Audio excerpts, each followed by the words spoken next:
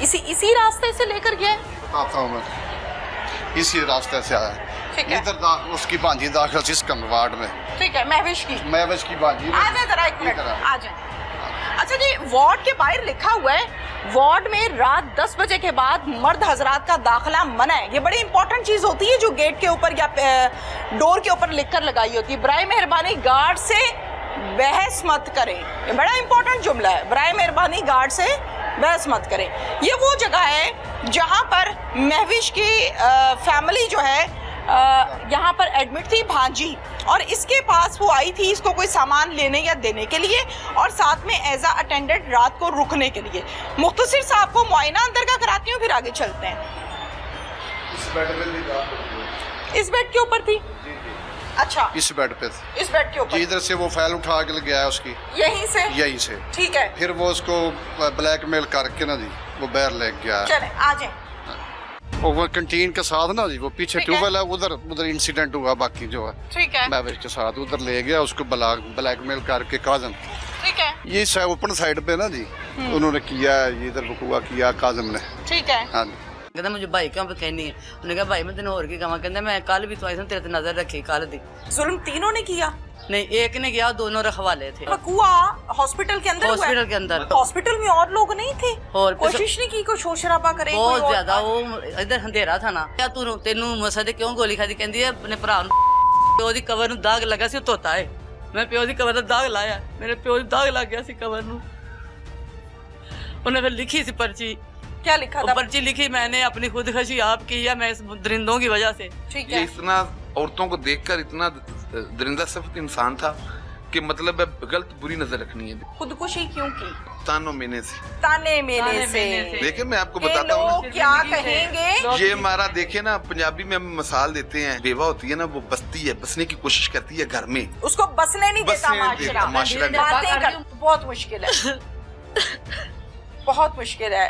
ना सबर आता है, लाख दुनिया कही जाए। महविश की वालिदा, महविश के भाई, छोटे छोटे मासूम प्यारे प्यारे से बच्चे मेरे साथ मौजूद हैं। जाहिर है ये ऐसा दुख है जो भूले नहीं भुलाया जा सकता। एक इंसान घर में चलता फिरता है, बच्चे मामा मामा बुलाते हैं, अब किसको माँ बुलाएंगे?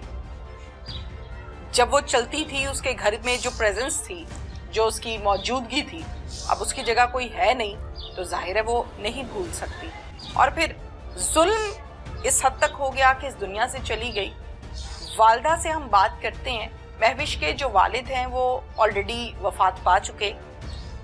बाप नहीं था इस बच्ची का, ये यतीम बच्ची थी। माँ को बाप का, शौहर का दुख भी है, और फिर जवान बेटी या बेटे का जनाजा वालिदैन जब अपने हाथों से उठाते हैं, कफन में लिपटा चेहरा माँ अगर बेटी का देखेगी तो उस माँ पर क्या क़यामत होगी?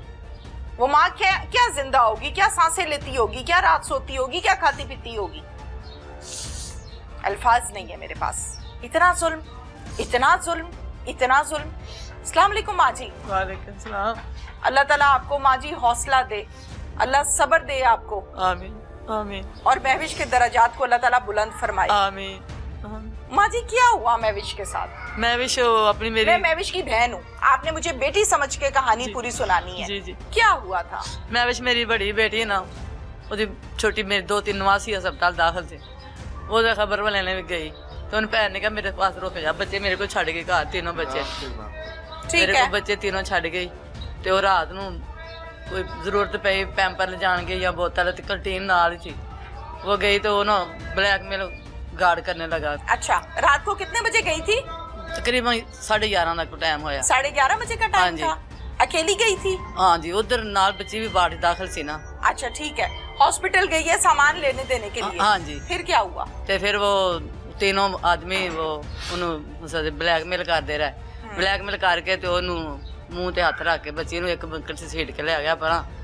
तो उन्हें घर अपने भूजे ਨੂੰ ਕਾਲ ਕੀਤੀ कि भाई मैनू ना बंदा ब्लैकमेल करदा, फैल चुक के ले गया बच्ची दी। ठीक है। कि ਅਸੀਂ ਤੈਨੂੰ ਬੱਚੀ ਦਾ ਇਲਾਜ ਨਹੀਂ ਕਰਨਾ ਤੇ ਸਭ ਮੇਰੀ ਗੱਲ ਸੁਣ। ਦਫ਼ਤਰ ਚ ਆ ਕੇ ਉਹ ਵੱਡੇ ਡਾਕਟਰ ਦੇ ਦਫ਼ਤਰ ਚ ਆ ਕੇ ਐਮਐਸ ਦੇ ਉਹਨੇ ਕਿਹਾ मैं नहीं भाई जाना। कहता मुझे भाई क्यों कहनी है? ਉਹਨੇ कहा भाई मैं तेन होर की कहां? कहता मैं कल भी तो आई तेरे ते नजर रखी कल दी।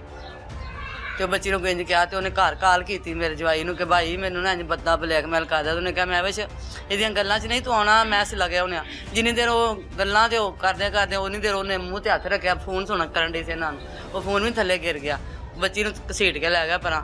ਇਹ ਲੱਭਦੇ ਫਿਰ ਗਿਆ ਮਗਰ 10-15 ਮਿੰਟ ਤਾਂ ਲੱਗ ਹੀ ਜਾਂਦੇ ਇੱਥੋਂ ਜਾਣ ਲੱਗੇ ਉੱਥੇ ਨਬੀਪੁਰੇ ਹਸਪਤਾਲ। ਠੀਕ ਹੈ।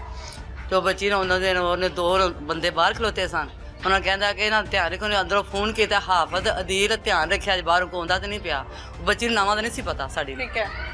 ਜੋ ਉਸਨੇ ਸੁਣਾ ਉਹ ਹਾਂਜੀ ਬਤਾਇਆ। ਉਹਨੇ ਸੁਣਿਆ, ਉਹਨੇ ਉਹੀ ਦੱਸਿਆ, ਫਿਰ ਉਹਨਾਂ ਦਾ ਨਾਂ ਉਹੀ ਨਿਕਲਿਆ।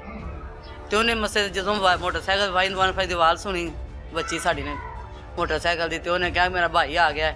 ਉਹਨੇ ਦੇ ਇਹਨੂੰ ਮਸੇ ਦੇ ਬੱਚੀ ਨਾਲ ਬਹੁਤ ਕਿ ਤੁਹਾਨੂੰ ਜ਼ੁਲਮ ਕੀਤਾ, ਤੇ ਉਹ ਛੱਡ ਕੇ ਆਪ ਨੁੱਕ ਗਿਆ। ਤੇ ਬੱਚੀ ਨੂੰ ਫਿਰ ਭਾਈ ਰੋਂਦੀ ਪਰੇ ਲੱਗਿਆ ਵੀ ਭਾਈ ਲੱਭਦਾ ਫਿਰ। ये जुल्म तीनों ने किया?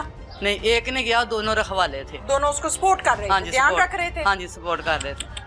अच्छा, फिर उसके बाद क्या हुआ? ਤੇ ਫਿਰ ਉਸਕੇ ਬਾਅਦ ਉਹ ਭਾਈ ਟੱਕਰ ਭਾਈ ਨੂੰ ਵੇਖਿਆ ਵੀ ਭਾਈ ਮੇਰਾ ਆ ਗਿਆ, ਤੇ ਬੱਚੀ ਰੋਂਦੀ ਲੱਗੀ ਆ, ਤੇ ਆਪ ਭਾਈ ਗਾਇਬ ਹੋ ਗਿਆ। ठीक है। ਤੇ ਬੱਚੀ ਨੂੰ ਫਿਰ ਲੈ ਕੇ ਤੇ ਮੇਰਾ ਜਵਾਈ ਘਰ ਆਇਆ ਮੇਰੇ ਕੋਲ। ठीक है।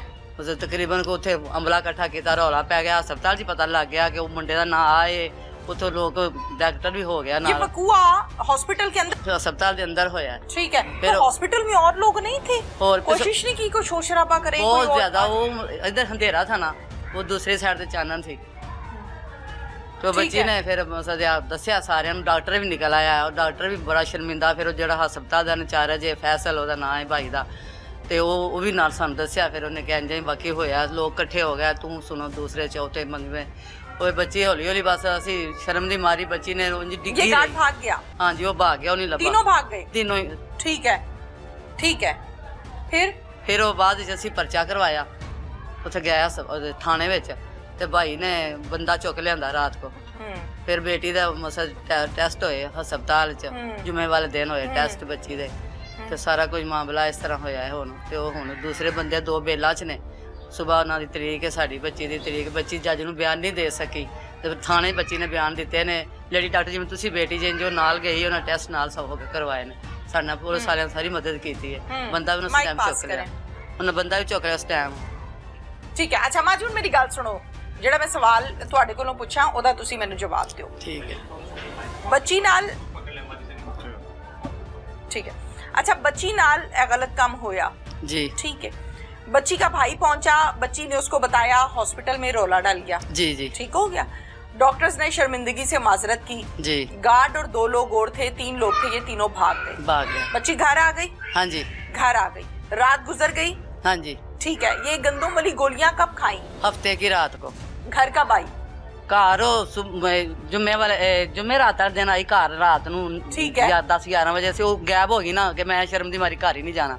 ਫਿਰ ਉਹਨੂੰ ਮਸਲੇ ਲੱਭਿਆ ਤੇ ਘਰ ਲੈ ਕੇ ਆਂਦਾ ਮੇਰਾ। घर कब आई माँ जी?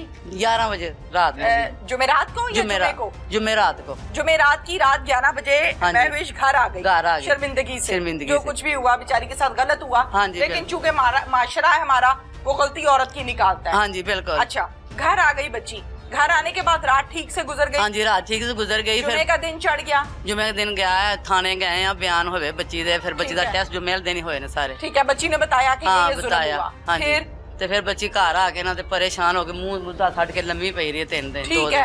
ਹਫਤੇ ਆਦੇ ਰਾਤ ਕੋ ਨੇ ਗੋਲੀ ਖਾਈ ਹੈ। हफ्ते की रात को हफ्ते गोली की खाई है? रात को गोली खाई है, इतवार को दात हुई है।